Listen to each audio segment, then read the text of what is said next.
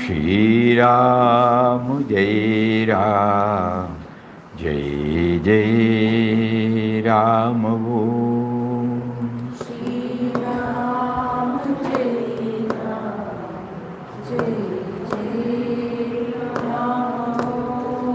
Shri Ram, Jai Ram, Jai Jai Ram.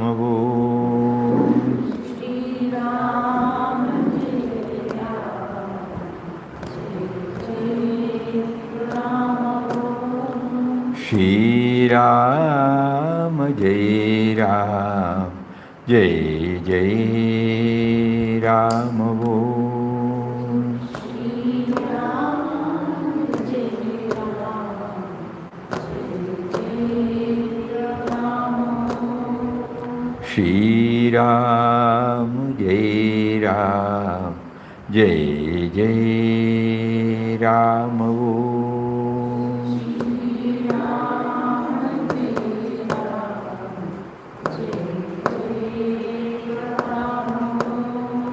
Shri Ram, Jai Ram, Jai Jai Ram. Shri Ram, Jai Ram, Jai Jai Ram. Shri Ram, Jai Ram, Jai Jai Ram.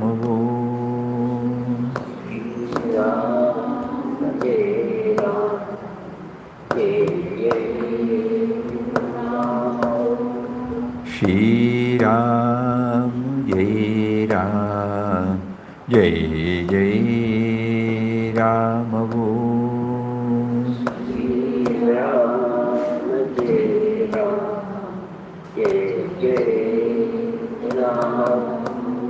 Shri Ram, Jai Ram, Jai Jai Ram. Om Shri Ram, Jai Ram, Jai Jai Ram. Hari Om to everybody. Hari Om, Pranam Swami. Hari Om, Pranam Swami. Today, the Chandrayaan 3, it is going to land in moon this evening. So, for the past 2-3 days when we were following it up,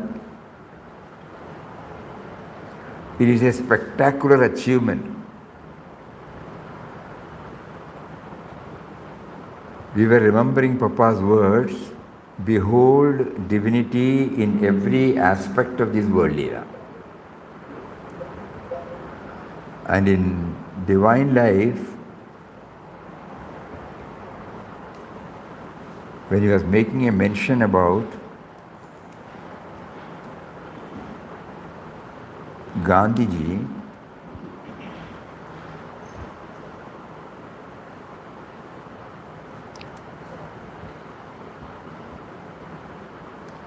Sri Krishna in Bhagavad Gita says, Papa writes this, when Gandhiji, wherever the splendor of greatness is, there I am revealed, though he is there in everybody.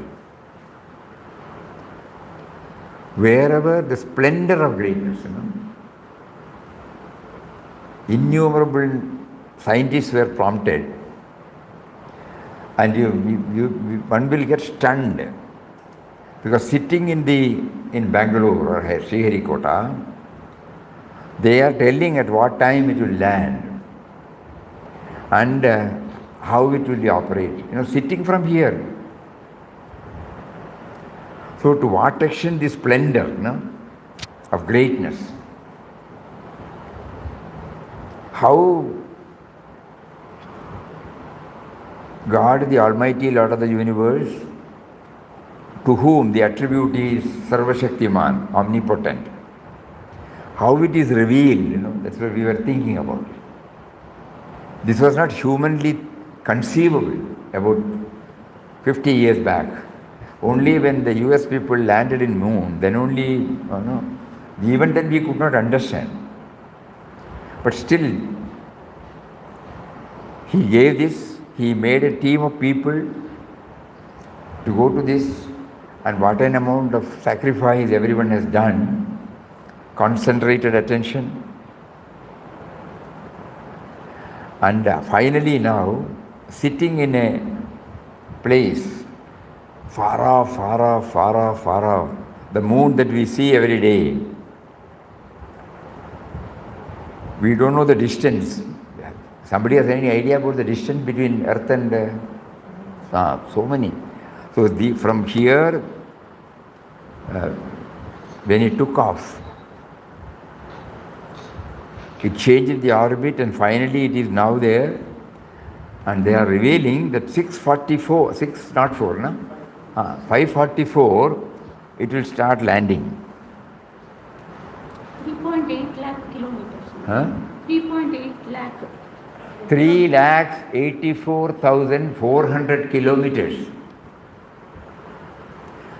So they are operating away from 3,84,000. What is not possible for God to bring it out, no? And they said 544, they will have the, what do you call it? 527. 527. 527, okay. 527, because they said 44 somewhere, no? Anyway, it's all right.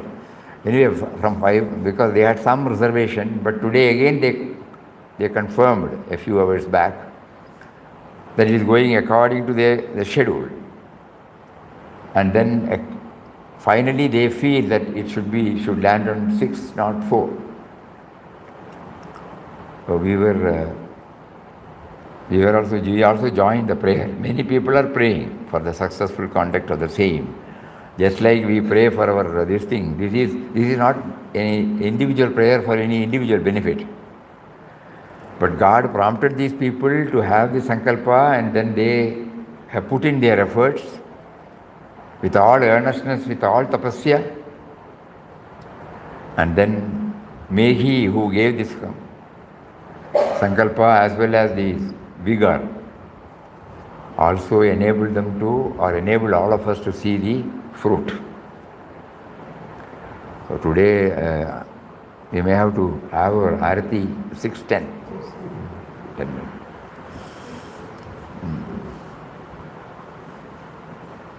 Okay, what is it to be shared today? Anything else? Here we remember one more word of Papa. Material science and spiritual science should go hand in hand. Made it very clear.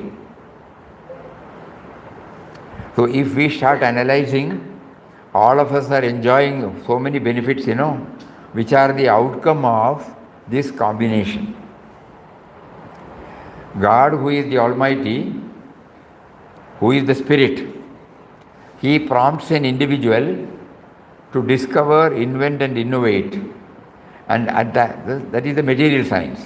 Spiritual science it is not limited to anybody. It is open for everybody.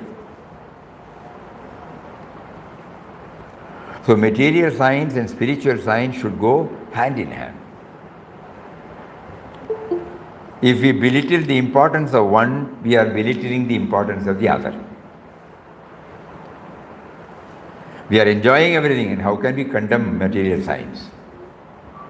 But bereft of spiritual science, people make that material science, the atom bomb, so many things, weapons, because the spiritual science is not there. If the spiritual science is there, none of my acts, thoughts and words should be detrimental to the society at large.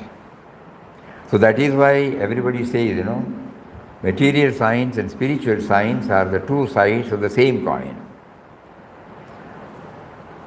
When we wear this shirt, when we are sitting in the chair, when we are using the laptop, when we are using the mic, when we are using the spectacles, we should know that it is all the gift of the material science. When we are sitting in a hall, when we are under the light and fan, all these things are the gift of the material science. And because it is not limited to me and mine alone, whatever discoveries, whatever inventions, whatever innovations that have taken place, it is available to everybody, accessible to everybody. So that is what spiritual science is. But even to prompt, even for an individual to take up the scientific inquiry, this Atman should be there, no? Spirit should be there. So spirit, that is why Papa said,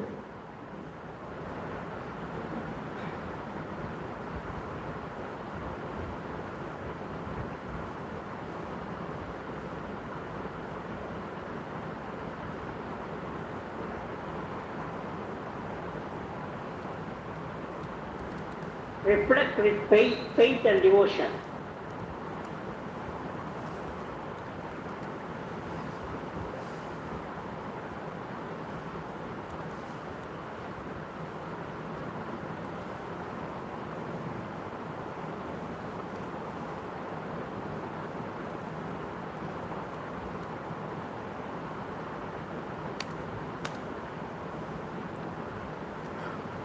he says, material progress should not be at the cost of spiritual advancement. The two must go hand in hand. Then we will have an integral evolution. Material advancement must be founded on, controlled by spiritual principles and values. That alone will maintain the right relation between the material and spiritual aspects of life, and thereby transform the entire life into an expression of the spirit. Spirit and matter are not two different isolated entities, but one integral whole. And he says, we have to recognize it is by the power of the spirit that our life is activated in its manifold expressions. In the classroom, hospital, office, marketplace, factory, and field. These are all the gifts of material science, When there was no concept of education, he made somebody to think about. First standard, second standard, first standard. And then how to move, just think about it. When there was no... First he brought the language. First he brought the language. Suppose we take up English, A to Z, 26 languages. It was not there before. And then with that language, he prompted somebody to have education. Then he again prompted how to begin with education. So there should be a forum. So named it as first standard. We don't know what is named first, but we are assuming now. And then the syllabus and curriculum. Think about it.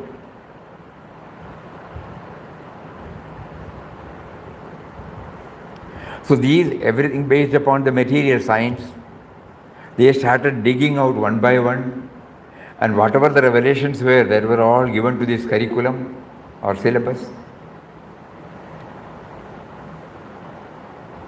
And in the Gurukula system, the spiritual science was also imparted.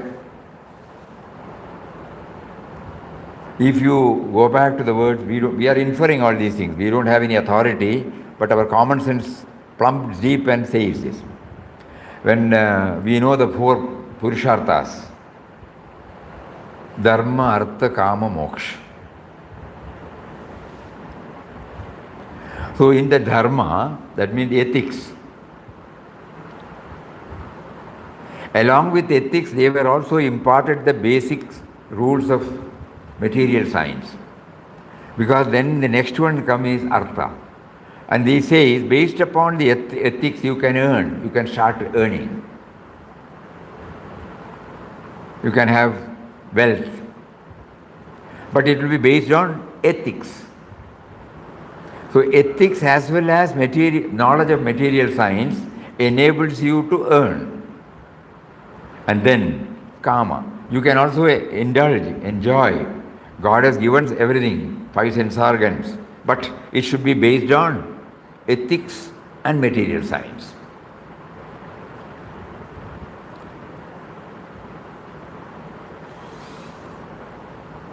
So, ethics and material science, then based upon that, so in Gurukula, the Guru teaches this, basics. So first comes ethics. And then, if he is to earn, he should have some basic knowledge about material science. So dharma, artha. And to indulge in all the sense objects. There is a limit, there is a boundary. Water, if there is no canal, it cannot form as a river. The whole water goes this way, that way. So there is a what you call banks, through which it goes, canal. Similarly, the ethics is the boundary, Based upon that you can earn, based upon that you can enjoy. And when we have exhausted so many things in that process, one day we are thinking, it has not given me the eternal happiness, so then start thinking about how to attain the eternal happiness. Emancipation. That is moksha. So when we start deeply thinking about this, if the artha and kama is not there,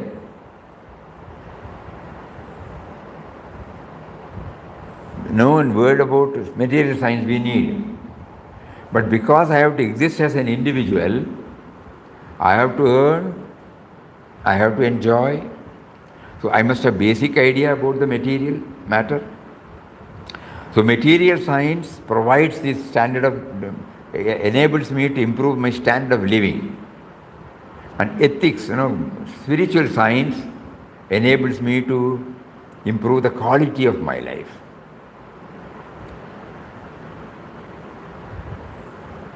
So both are equally valid. We should know that. Under the banner of spirituality, we don't. Papa's one quotation answers: "Behold divinity in every aspect of this world, Leela. Verily, he is at play in all beings and creatures.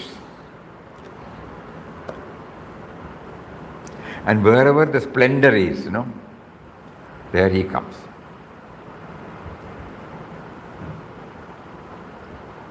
So we thought we would share with you this. It's some food for thought. Each one can develop in their own way. It's not when a Mahatma says something, we try to build it up and relate our world, our life with the theory. Otherwise, it becomes one-sided and it becomes compartmentalized. We chant Ram Nam, but rest of them we don't implement, and we don't chant Ram Nam exclusively. So we should have both, when we are enjoying so many material benefits, how can we condemn or belittle the importance of it? Then we try to realize, it is equal. The only thing is, I should know that he has given, that's all. Behind everything.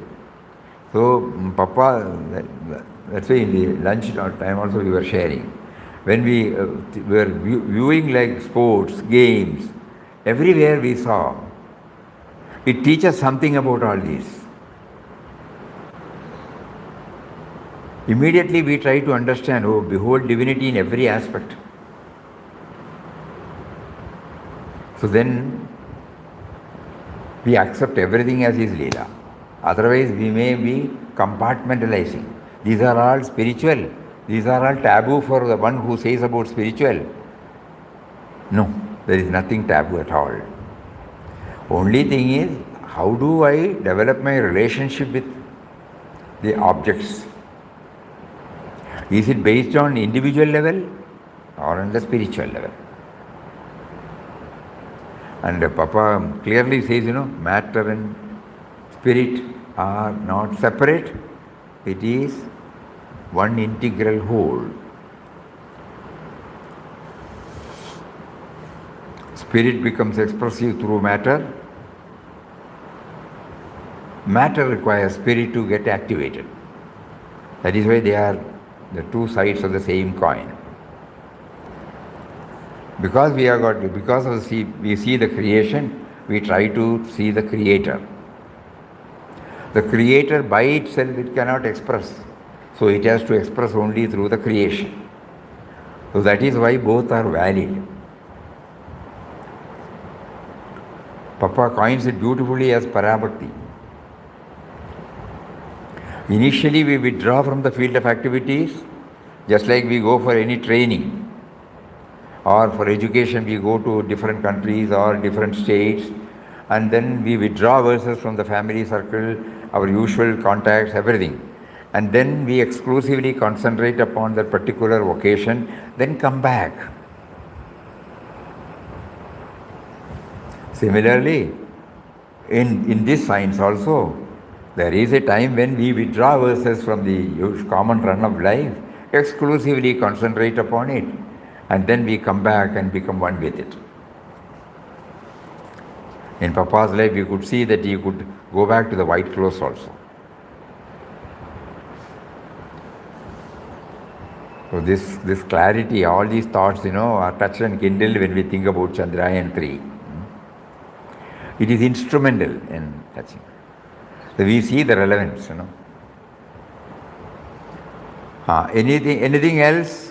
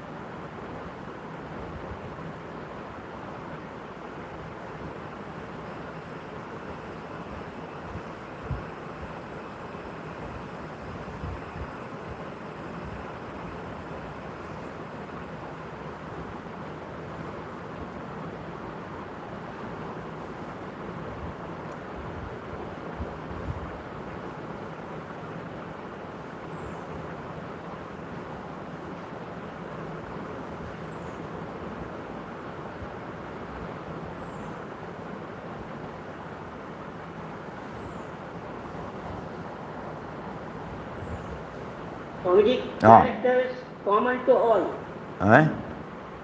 Characters common to all. Characters common to all. Awareness of immortality, absence of the sense of sin, perfect fearlessness, consciousness of a new birth, eternal bliss and peace, gentle and attractive nature. What is the topic you want us to share? Which topic is this? From which book you are reading? Gauri Shankarji, from where did you read this? This is from God Experience. Page 109. One or two? 109. 109. Then, what is it that you want us to share?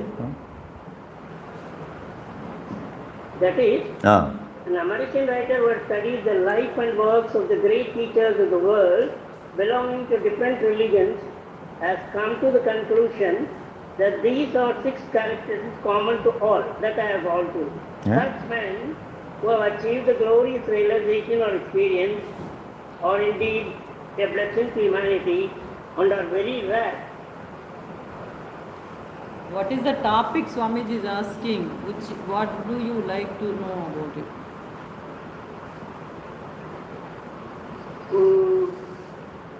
That is characters are common to all what it should be. Okay. Hari Om. Hari Om.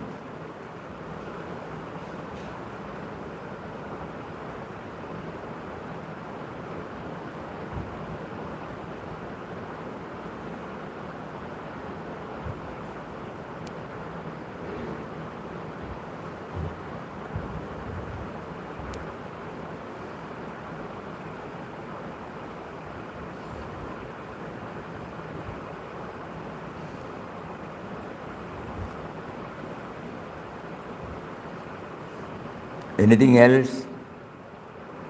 Swamiji, Ah. Hari Om Swami. Hari Om, Hari Om. Installation.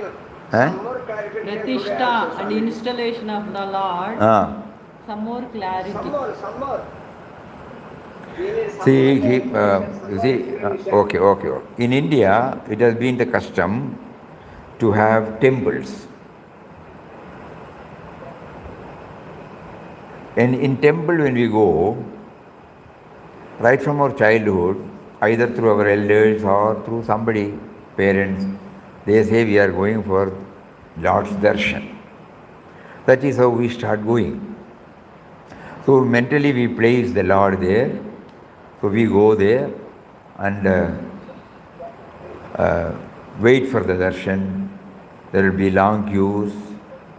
And when we go there, after waiting for some hours or some minutes, we go before the sanctum sanctorum, and at times, it will be closed if they are performing something inside, and suddenly everybody will be looking at the door, and then the door opens where the arati or puja or something is performed.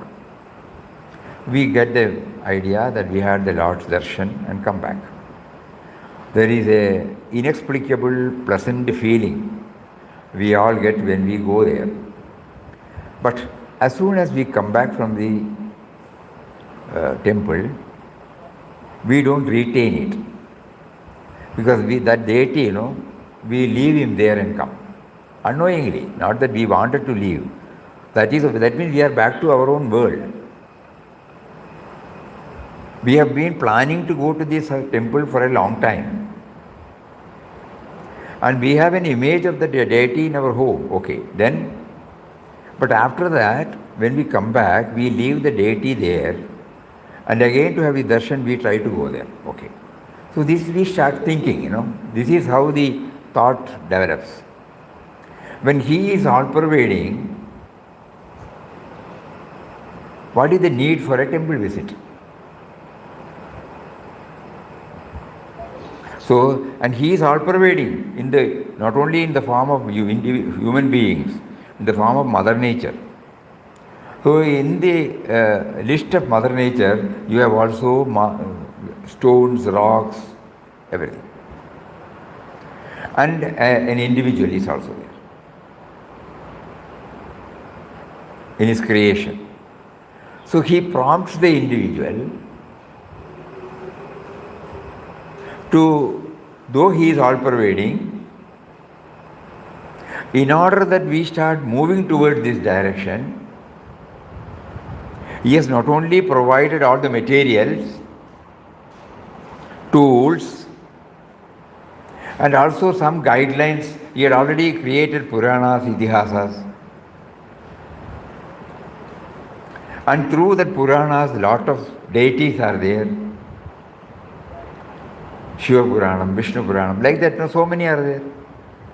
And some, we don't know how the form came. Anyway, from the description, that he is Shira Sagara Shayana, there's a Carnatic music, So we have learned that Lord Vishnu is resting on Adishesha.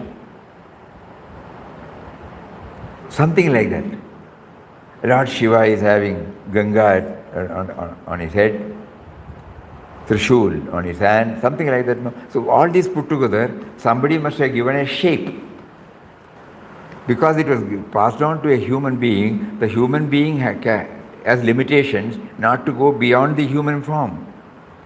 So he has given a shape to this deity, And then God prompts somebody to become a sculptor with the tools. And with this form, he carves out the same figure in that rough granite stone or rock. And then it is taken. If it is straight away put somewhere, we may not feel it. We will only say it's the work of a sculptor. So in order that we develop it, the devotional aspect towards it, the Lord prompted our ancestors to bring out a series of rituals by which the Vigraha is sanctified. It is put on oil for 2 days or something like that. So many things are there. And then the Pradishta happens. A Brahmanishta, a person who is well stabilized in this, in Shastras, God has also prompted them to prescribe what all should be gone through at the time of Pradishta.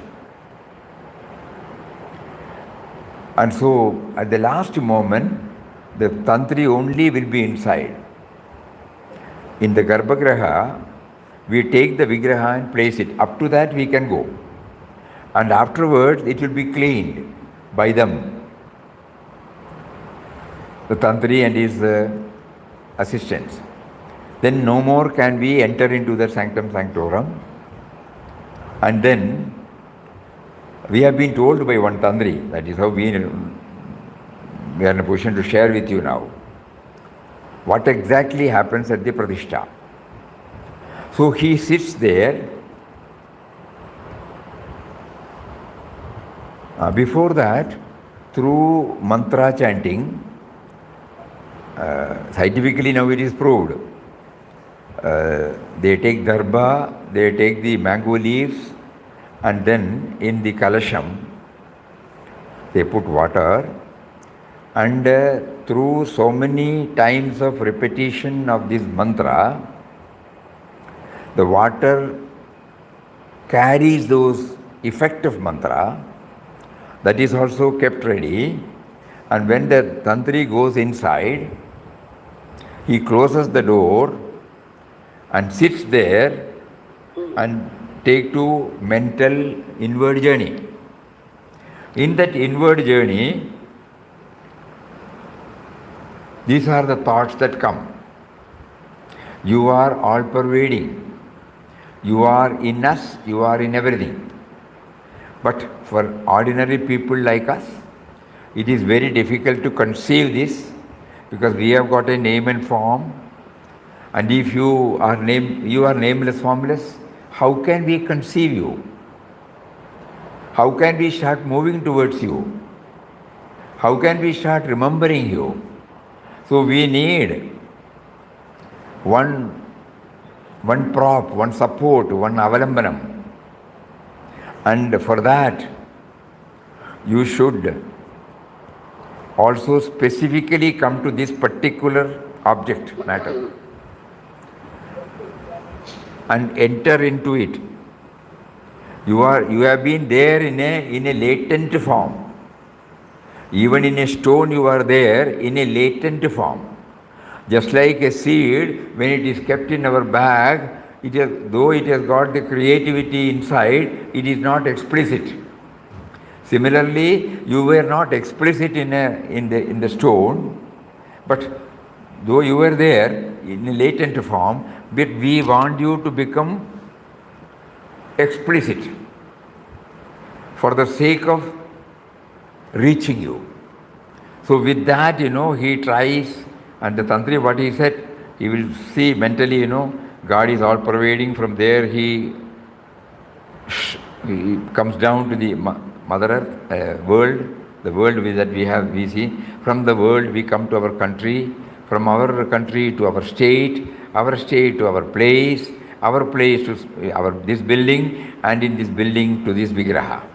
That is how he, out of concentration, just like you take a magnifying glass and look at this powerful sun, and you hold a paper underneath, though sun is all pervading, the concentrated energy passes through the magnifier and then it will burn the paper, no? Have you seen that? Yeah. Yes, Swami. Ordinarily, when you keep the paper, it will not get burnt. So similarly, the all-pervading reality is, the Tantri invokes his prayer to come down to this Vigraha so that it will become a perennial source of inspiration to a number of aspirants and devotees for ages to come, for decades to come, for centuries to come. And when he feels, it doesn't. It can't be explained beyond that, he said. When he feels, yes, it has come, he opens the door. Before that, he would have already poured the sanctified water also on it. And the Tantri who explained to us, he said, when he opens the door and comes out of it, you look at his face, then you know on what realm he was. One such Pratishtha we were blessed to watch, and we were meticulously, the Tantri was staying with us, so he explained everything to us. So we were meticulously looking at the Tantri. As soon as he came out, step by step, we could see as if sun was rising, so much splendor. That means he was in that realm and then he comes down. Okay, this is something about Pratishtha. And then, we all go there with this bhavana, and proportionate to the devotion we develop, we will find the deity becomes full of Chaitanya. That is why there are so many temples in India where lakhs and lakhs of people go there with 100%. There is no other motive. They go there and to have his darshan. But later on, our elders also thought, because everybody is in the grip of this materialism, they also need to put up their petition to the Lord to bestow them with material prosperity. Then thought that would be the incentive for them to come. It is just like what Sai Baba said, Shirdi Baba. I give them what they want so that one day they will come and ask, what you want to give to me.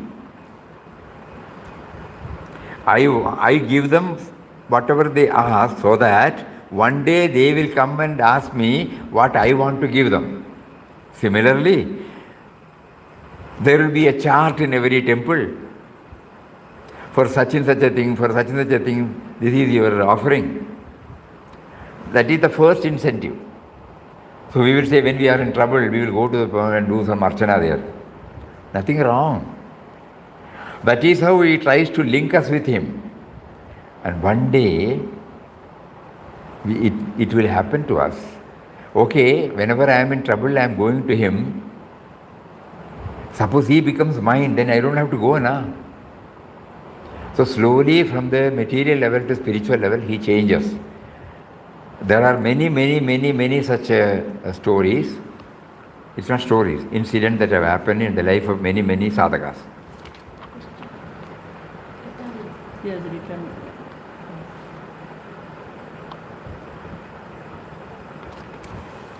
So that is the basis of this pratishtha. So what initially it may be for our material satisfaction, material prosperity. It is for our emotional satisfaction, sentimental satisfaction. Definitely, okay, that is nothing wrong. As Vinobaji said, nothing wrong in it. But we should not stop with that.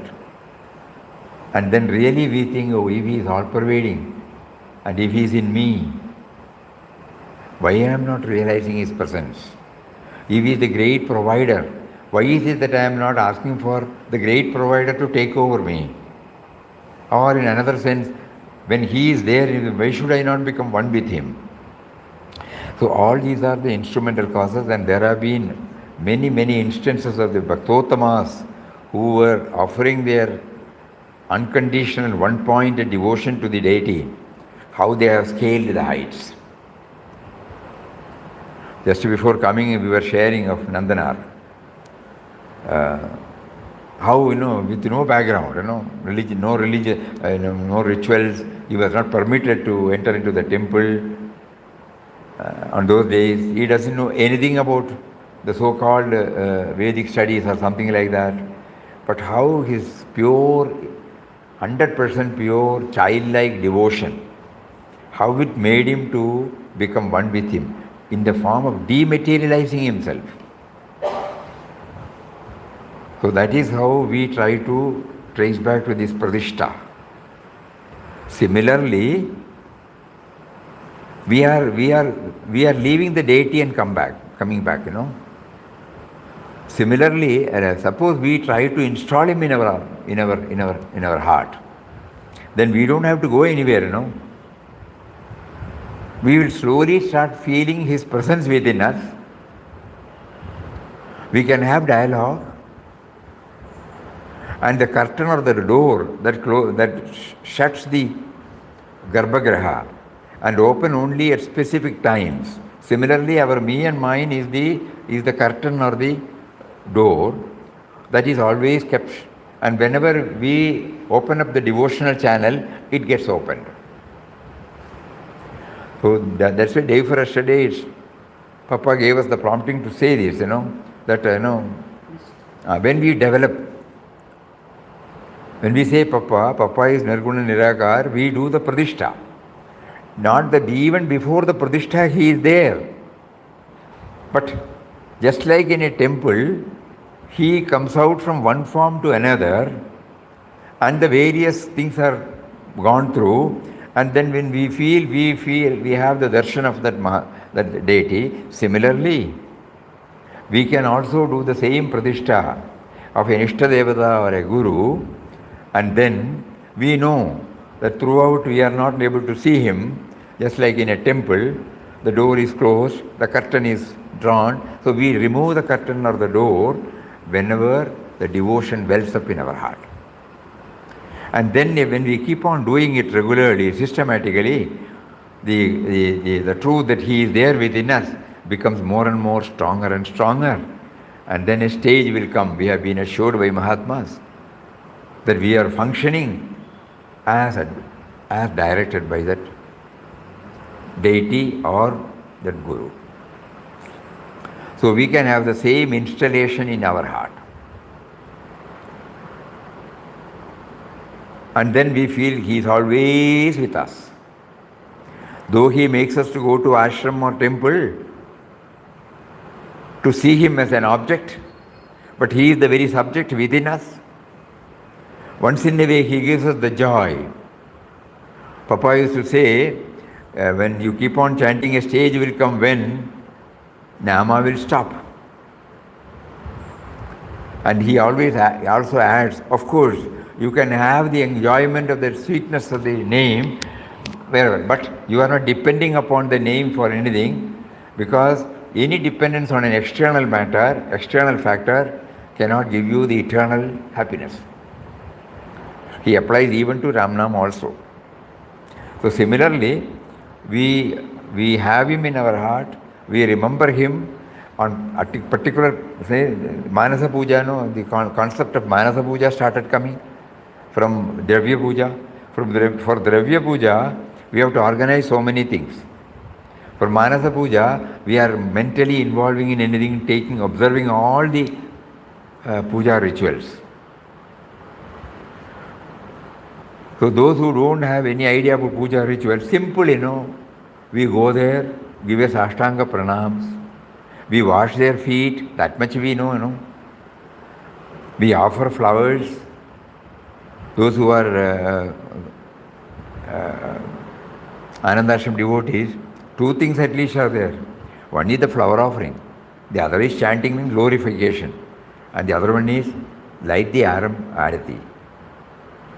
So with this simple, we can every day worship the deity or the Guru within, and then it will slowly start coming to our mind that he is there, he is there, he is there, he is there.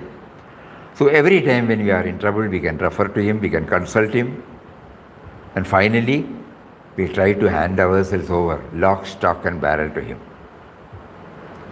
So these are all the thoughts that are welling up when you asked about Pratishtha. One more, how to go with the flow. What does it mean?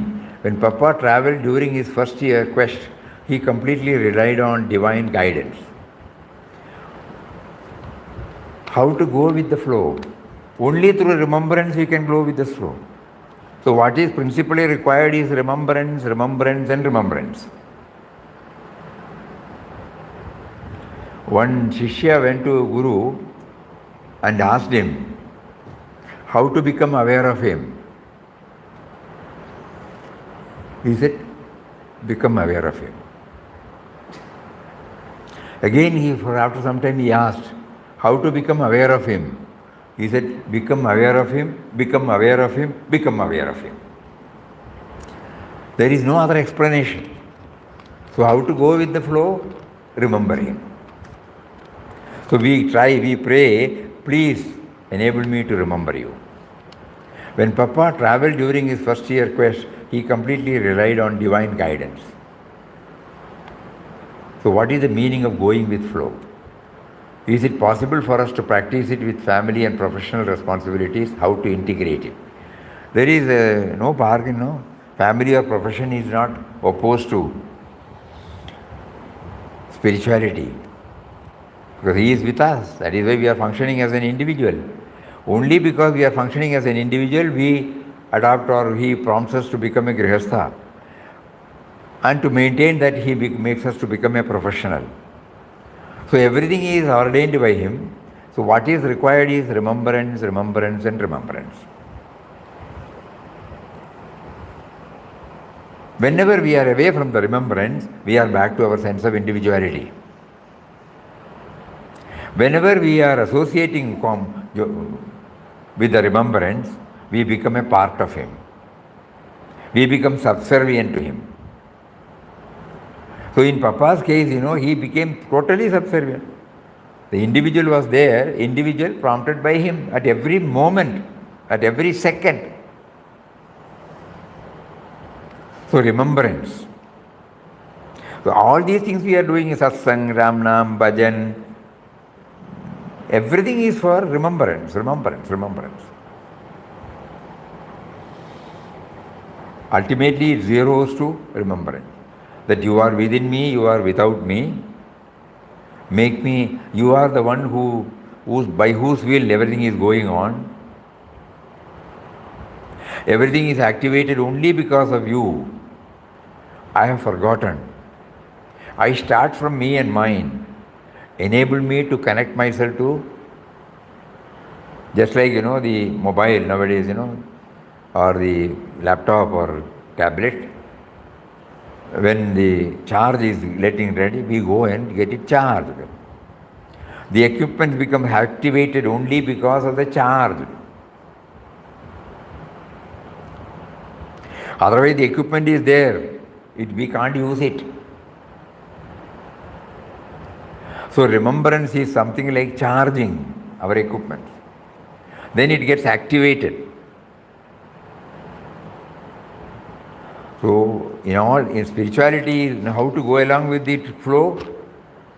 Only through remembrance. He has prompted me. That is why even to do Ramnam, even to think about him, even to bring out this question, we need him, na?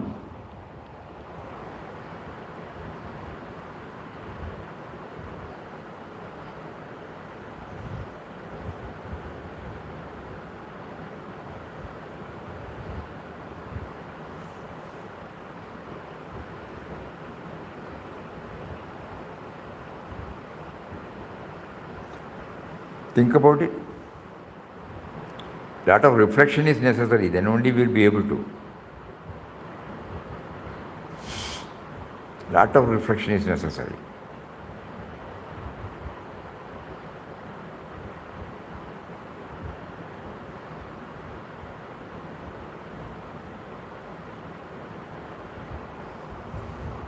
But ultimately it zeroes to this remembrance.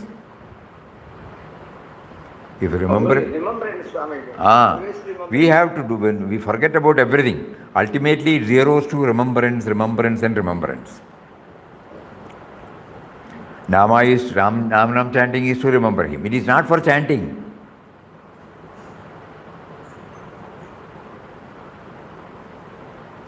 You have to keep on thinking about it. We forget, We become one with the, just like, why are we repeating the prayer? To remember him. In so many words we have put it, that's all. But we repeat, but unknowingly, unfortunately, we don't remember him. When we say he is the protector, destroyer, O Lord of the universe, you are the creator, protector, destroyer of the world, no? That one particular word is enough for us to understand. So we have to remember this, He is the creator, he is the protector, he is the destroyer. If I simply read, if I simply recite, if I simply go through that process of reading out the prayer,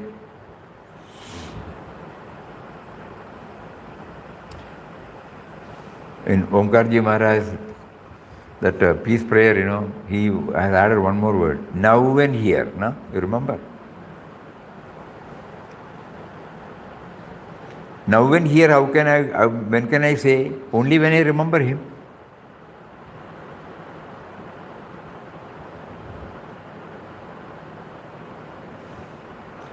And in 2 years' time, Papa was able to get stabilized in that remembrance.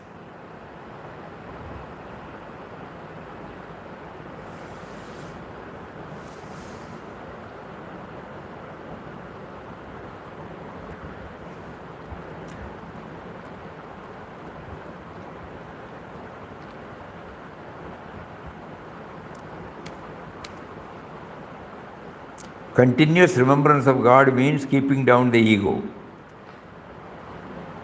Forgetfulness can go by remembrance. Ignorance can go by knowledge. Constant remembrance of God is necessary. Continuous remembrance of God is possible only when your devotion is intense. These are all the words we are reading from Papa, from God Experience 1. What is meant by remembrance of God? It is not simply uttering His name.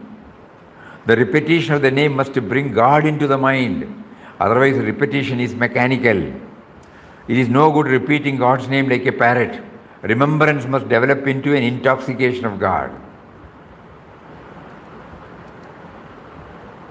By constant remembrance of God, you rise above, beyond body consciousness and dwell in the divine consciousness.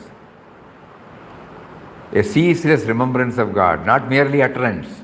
When you say Ram, Ram, Ram, your mind may wander in many. The mind must fix itself on God when you repeat the name. Consciousness attained through continuous remembrance of God. If we are to keep up this remembrance always, we should be humble. That requires naturally continuous remembrance. The remembrance must flow in our mind continuously like a stream of oil poured from one vessel to another. Remembrance makes us conscious of the truth, which we have forgotten.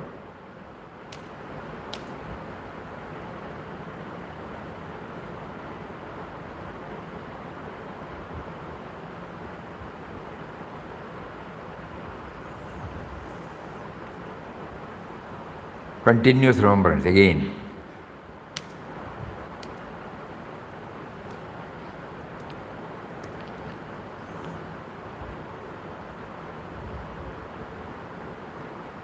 Ceaseless remembrance. By continuous remembrance of the Atman until you know that you are the Atman. So remembrance gives you awareness. It is already there, you were ignorant of it, you have forgotten about it. Forgetfulness can be removed by remembrance. So like that, he keeps on hammering this. Remembrance, remembrance and remembrance. So anything and everything.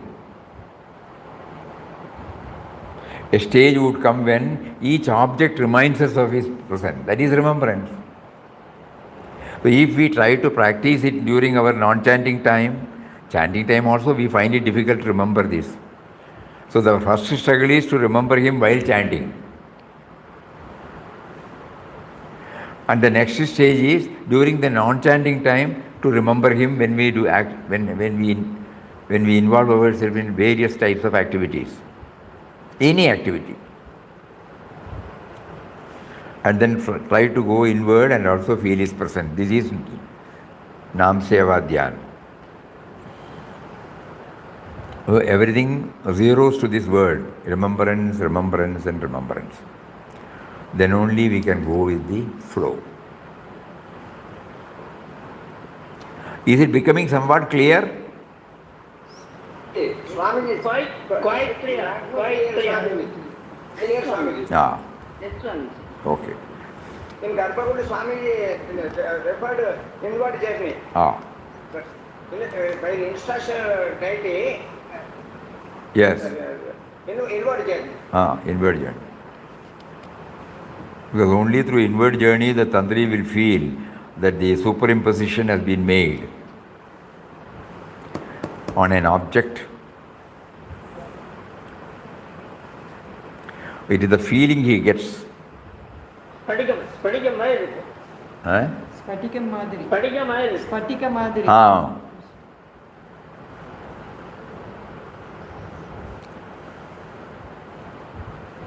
We don't know the textual background, but this was revealed to us by the Tantri himself.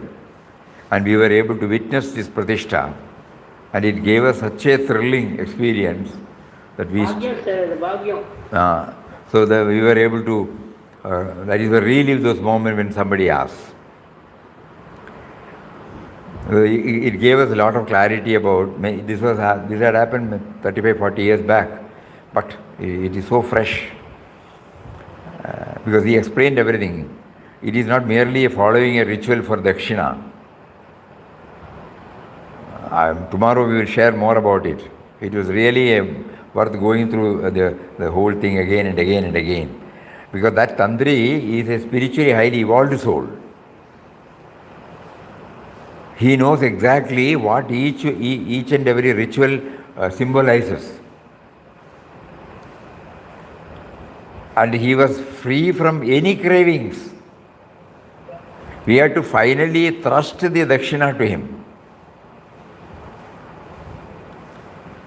But that can be only in temples, isn't it? Temple. Because there is a Shastra, in Kerala it is elaborately, there is a course, 6 or 7 years course, Tantra Vidyapeetham. There they join when they are brahmacharis and they undergo this training, I think 6 years or 7 years. And then they come out of it and then only they take up. Because all the nishtas they go through there. How to get concentrated attention on that. And all these rituals, how are they related to the philosophy behind it. And the zero commercial aspect. We because they are individual, they have to serve, they have to exist, So we give them, on our behalf, for our sake, they have done all these things, so we give the dakshina. Actually, it's not a feast, it's a dakshina. But nowadays, and somehow God willed that, each one is asking so much, so much, so much. That also is prompting. But now, the type of tantris that we are talking, they do it as a part of their sadhana. And in this case, the committee, the temple committee found it extremely difficult to make him accept the dakshina. And finally we intervened and said, you accept it now. Then he accepted it, then gave it back to me and saying that you use it for the temple. He did not take a pie. I said, they are all crying, you please stand up, receive whatever they give. Then he immediately got up. He told them one word. We were there, we were coming to ashram also. So he said, he is going to ashram. Is it for dakshina? He is going there for his sadhana. I am also doing it for sadhana. This is the word he used. And then the committee members were in tears and they all prostrated.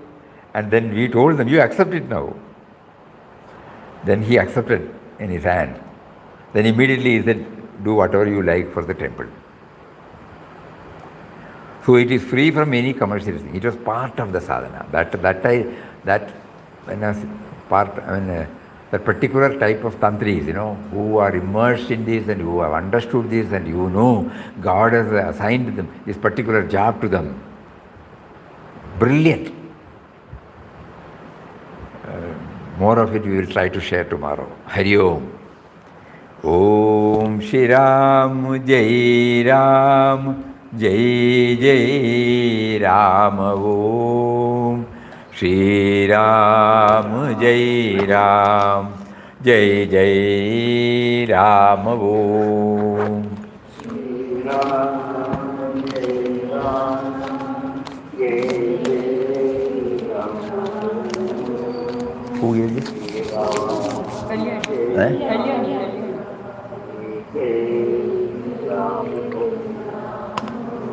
Shri Ram Jai Ram Jai Jai Ram Om Shri Ram Jai Ram Jai Jai Ram Om.